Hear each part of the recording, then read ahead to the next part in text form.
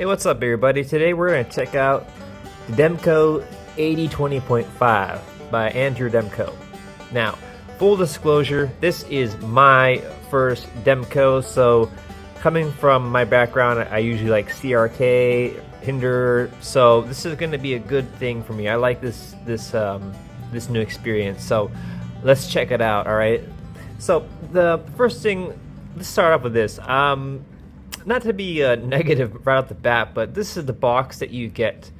I know it's made in Taiwan, Taiwan. So I'm not expecting something spectacular, but something better than this would be good, you know, for the price. And look at that, see? And inside, they provide you with a left carry clip. So if you're a weirdo, I'm just joking. If you want to carry on the other side, they provide that for you. So I want to get that ugly box. Sorry, but that's just an ugly box out of the way. But let's just look at the knife now. Okay, this is not about the box.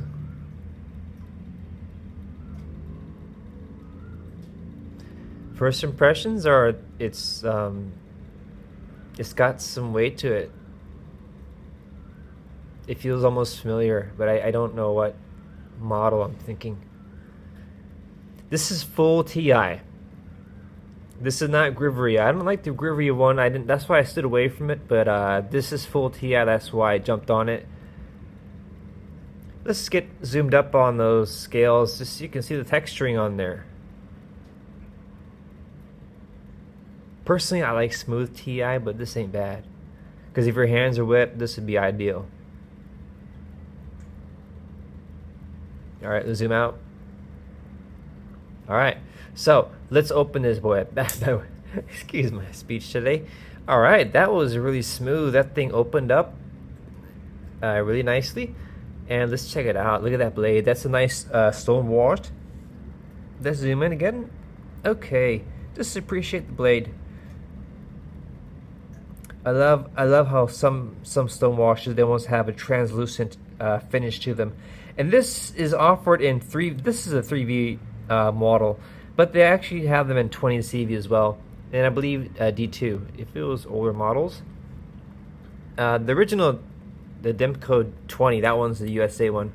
That one I'm not sure, but I'm sure that's offered in all steels. But this is what I can get now, and this one's made in Taiwan. So if you look at here, it actually indicates, yeah, Taiwan. And this was mentioned in other reviews. It might have been Metal Complex, it might have been Nick Shabazz, but it's weird seeing, you know, America right here, Pennsylvania or something, and then you see Taiwan, you know. I mean, it's a small little gripe. I mean, like, if you had to force me to blame or to complain about something. But anyways, let's get on.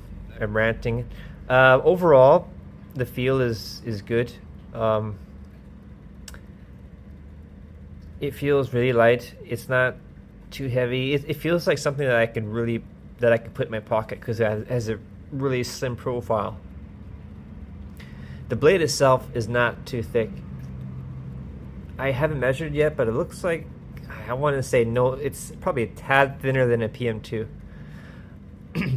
And the blade length is not, it's probably about 3.5. So yeah, about 3 inches or so, at 3 and a little bit, 3 and a fraction. So this is going to be very ideal for EDC because of its size and its slim profile.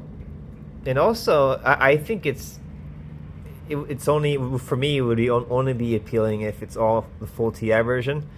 That Grivery or whatever version, I just don't like that plasticky kind of look. But this feels nice and solid because it's full TI, and it just feels right. So that's the kind of requirements for, you know, the knives I have, you know, TI.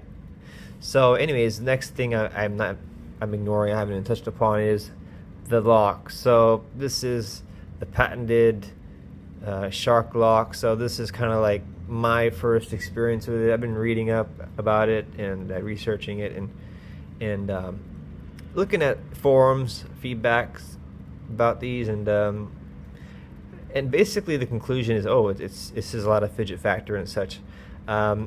So right here, there's jimping right here, and I will tell you straight up, it's, for me, I have calluses, and even for me, it's kind of rough. It's kind of, but it'll. What's good about that is it'll keep your hand there. It'll stay in place, but it does feel like it could have used a little bit more finishing. Okay, in terms of the scales, of course, it must be like that. Let's close the knife now. So you have to actually push down and then up. So because of the spring action there. So this is a new kind of mechanism for me too. So let's see if I get it. So you close it like that. All right. So let's see how the D10 is. So it's going to close. You see that it's not opening easy. Let's see how strong the D10 is. See that? Okay. Hold on it. It's not that bad. So there you go. So you see, I'm not used to that action yet. So yeah, but the Demko boys are probably flipping these all day. Now let's do some comparisons. I have some other knives here, but they're not exactly the same. Sorry, they're just titanium and similar somehow. So right here we have the Sebenza. Okay, obviously it's longer, but I just wanted to have something to compare it to. I don't have a large collection, guys, so work with me. And then we have a Hinder XM18, but this is gonna be the slim. Yeah, slim would be the only kind of.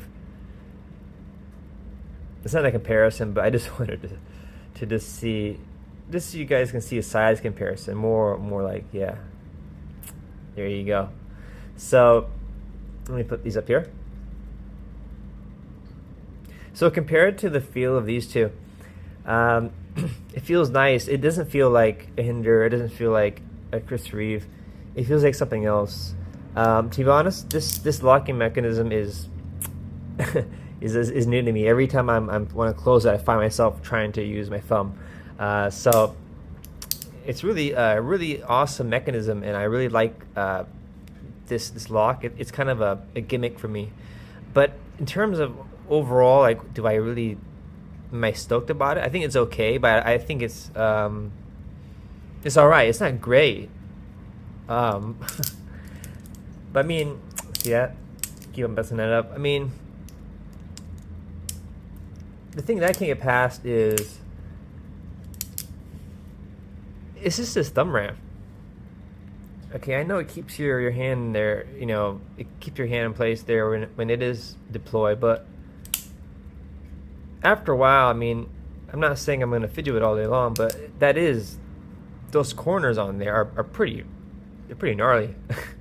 And this is coming from, like, you know, a Hinder person. I can do this and no problem. But this bad boy, I mean, it's really, those corners are kind of sharp. So that's kind of my only negative about it, is that. But the positives are it's full TI. Okay, slim profile. They offer you another clip if you don't want to wear it on this side. It's made by Andrew Demko, who made the Triad lock. So you got that name there. If you're, it's not made in America, but it's, you know, supposed to be American standards. It's a good size, you know.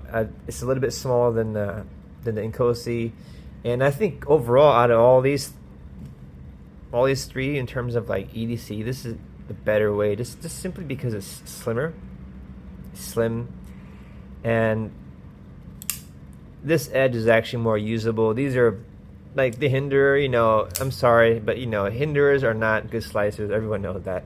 Okay. The large Inkosi is a good slicer, but it's not the best slicer. The PM2 is better. That's just because of a thicker blade stock. It's because of the geometry. But I still love them. But this is a thinner geometry, so this will be a better cutter for every day. And also, because of that lock, that you don't have the possibility of the blade, you know, cutting your fingers off like you do with someone. I'm not going to say any names. But I'm sorry if I came off negative, but I just want to have it raw and natural. But that's how I feel about this. This is the Demko AD20.5 full TI in 3V. Thanks for watching, and everyone have a great 2026. Let's not have a 2020 AD20.5 Part 2, alright? Good luck.